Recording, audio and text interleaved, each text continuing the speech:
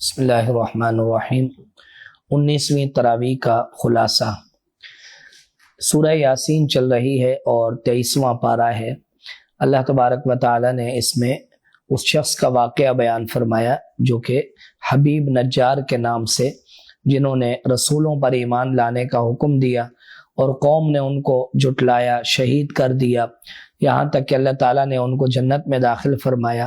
تو انہوں نے کس طرح وہاں جا کر اپنی قوم کے بارے میں حسرت کا اظہار فرمایا، اسے بیان کیا گیا۔ اس کے ساتھ ساتھ آگے اللہ تعالیٰ نے زمین میں دی جانے والی نعمتیں بیان فرمائی، پھل باغات وغیرہ اللہ تعالیٰ نے کیسے عطا فرمائے، اللہ تعالیٰ کی حمد و ثنا کی گئی۔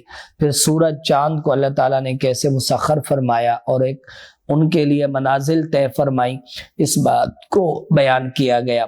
پھر وہ لوگ کہ جو کفار اور منافقین تھے، ان کی کنجوسی کو بیان کیا گیا کہ وہ مشرکین جو ہے کنجوسی کیا کرتے تھے اور جو خرچ کرنے کی ترغیب نہیں دیا کرتے تھے، اور اگر کوئی خرچ کرنے کے کہتا تو وہ آگے سے جھٹلایا کرتے تھے۔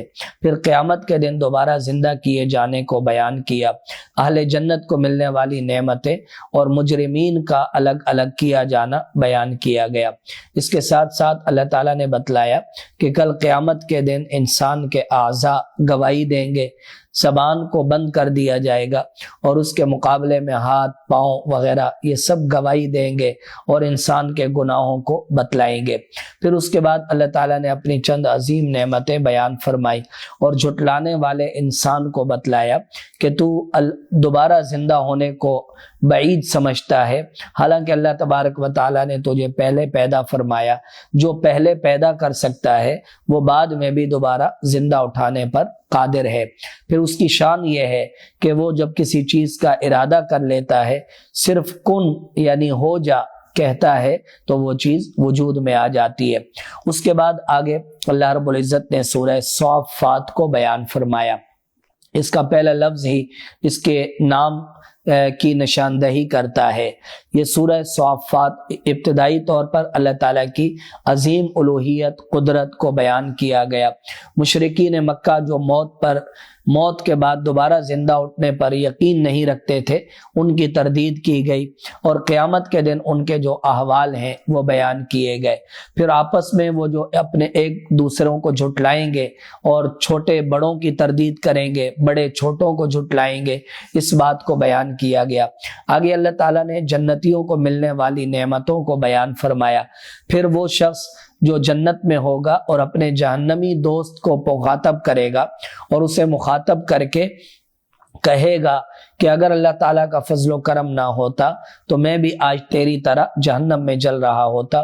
یہ اللہ رب العزت کا کرم ہوا کہ اس نے مجھے بچا لیا اور میں یقین رکھتا تھا کہ یہ قیامت کا دن آنا ہے۔ پھر جہنمیوں کو جہنم کے اندر ایک سخت درخت جو ہے جو دیا جائے گا، زقوم کا درخت، اس کی چند صفات بیان کی گئی اور انہیں جو پانی پلایا جائے گا، کھولتا ہوا پانی، تو اس کی طرف اشارہ کیا گیا۔ اگلے رکوع میں اللہ تعالیٰ نے حضرت نوح علیہ السلام کا واقعہ اور ان کو نجات ملنے کا واقعہ بیان فرمایا۔ پھر حضرت ابراہیم علیہ السلام اور پھر ابراہیم علیہ السلام کا اپنی قوم سے مکالمہ، بتوں کو توڑنا اور پھر وہاں سے ہجرت کرنا، اپنے لیے بیٹا مانگنا، بالآخر حضرت اسماعیل علیہ السلام کی شکل میں اللہ تعالیٰ کی طرف سے بیٹا مل جانا، اس بات کو بیان کیا گیا۔ پھر حضرت ابراہیم علیہ السلام کا خواب بتلایا گیا جو انہوں نے اپنے بیٹے کو ذبح کرنے کے بارے میں دیکھا، چنانچہ انہوں نے اسی طرح اپنے بیٹے کو لٹا دیا۔ اللہ تعالیٰ نے پکارا کہ آپ نے خواب کو سچ کر دکھایا۔ پھر اس کی جگہ پر اللہ تعالیٰ نے قربانی کی ایک نعمت جاری فرمائی اور قربانی کا سلسلہ جاری فرمایا۔ پھر اس کے بعد آگے رکوع میں اللہ تعالیٰ نے حضرت موسیٰ، حضرت ہارون علیہ السلام کا واقعہ بیان فرمایا، فرعون کی مذمت کی گئی، اور اس کے ساتھ ساتھ آگے حضرت الیاس علیہ السلام، حضرت لوط علیہ السلام نے اپنی قوم سے جو مکالمہ فرمایا، انہیں اللہ کی توحید کی دعوت دی اور بالآخر ان کی قوم پر جو عذاب آیا اسے بیان کیا گیا۔ آگے حضرت یونس علیہ السلام کا مچھلی میں جانے اور مچھلی کے پیٹ میں چلے جانے کا واقعہ ہے۔ انہوں نے اللہ تعالیٰ کی حمد و ثنا کی۔ قرآن کریم نے فرمایا اگر وہ اللہ تعالیٰ کی حمد و ثنا نہ کرتے تو قیامت تک مچھلی کے پیٹ میں رہتے۔ پھر مشرکین مکہ کے اعتراضات کا جواب دیا گیا، قرآن کریم کی عظمت کو اجاگر کیا گیا۔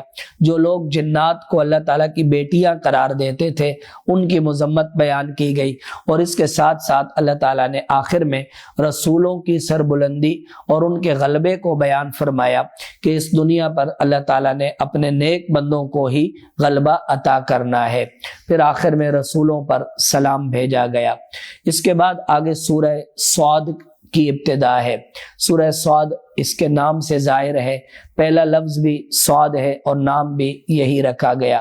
مشرکین مکہ نے نبی علیہ الصلوۃ والسلام کو جو جھٹلایا اور آپ کی نبوت کو جو بعید قرار دیا اور نبی علیہ السلام پر طرح طرح کے جو اعتراضات کیے اس کے جوابات دیے گئے، اور اس کے ساتھ پچھلی کچھ قوموں کے احوال اور ان کی تباہی کو بیان کیا گیا۔ نبی علیہ الصلوۃ والسلام کو صبر اختیار کرنے کا حکم دیا گیا، اور اس کے ساتھ ساتھ حضرت داؤد علیہ السلام کی فضیلت، ان کے معجزات بیان کیے گئے، اور پھر داؤد علیہ السلام کا واقعہ بتلایا گیا کہ وہ عبادت کر رہے تھے اور اچانک دیوار سے 2 آدمی اندر آ گئے فیصلہ کرانے کے لیے۔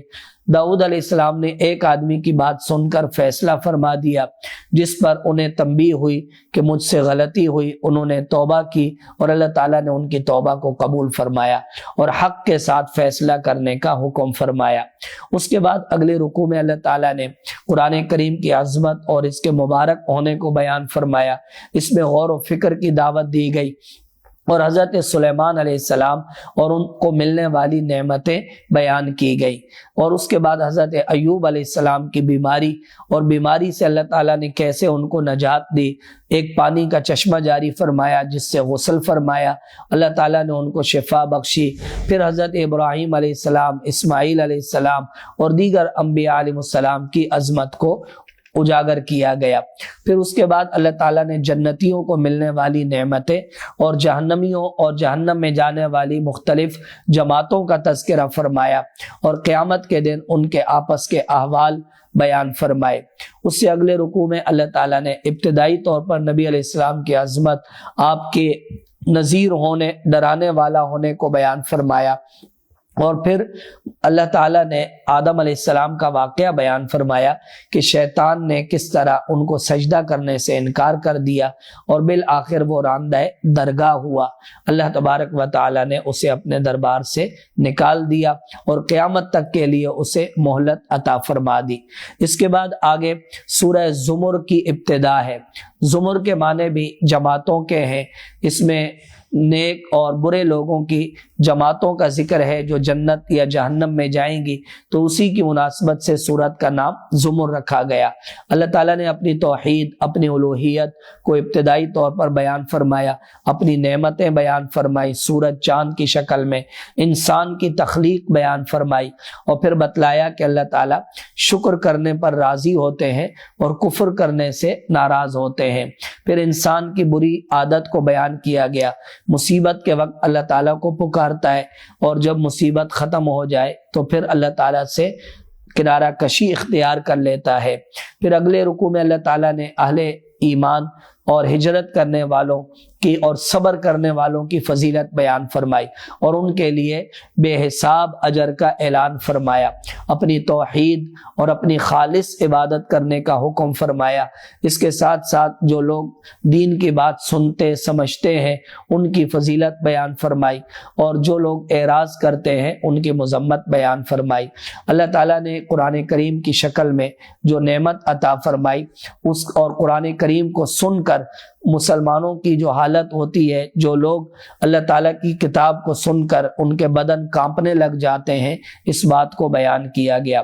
قیامت کے دن مجرمین اور کفار کے جو احوال ہوں گے اسے بیان کیا گیا، اور پھر معبودان باطلہ کی نفی اور تردید کی گئی مثالوں کے ذریعے سے اللہ تعالیٰ نے اس واقعہ کو بیان فرمایا، اور نبی علیہ السلام کو بتلایا کہ اگر آپ دنیا سے چلے جائیں گے، وفات ہوگی، تو یہ بھی دنیا میں نہیں رہیں گے بلکہ ان پر بھی ایک نہ ایک دن موت آئے گی۔